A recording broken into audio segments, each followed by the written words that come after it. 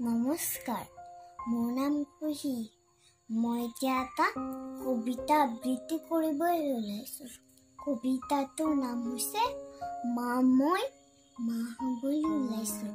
ৰচনা দিগন্ত কাকতি। মা মই মা হ'বলৈ ওলাইছোঁ, জান মুখত বমি বমি ভাৱ। আচন্দ্ৰাই কৰি উঠে মোৰ, নোৱাৰো খাব, শুবলৈও নোৱাৰো। মাও ফুলি গৈছে ভৰি, উফন্দি আহিছে পেট। মই মা হ'বলৈ ওলাইছোঁ, জান তই অকণো চিন্তা নকৰিবি মা।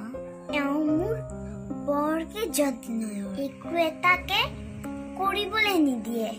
ৰাতিলৈকে সাৰে থাকি মূৰত তেল দিয়ে, পিটিকি দিয়ে ভৰি।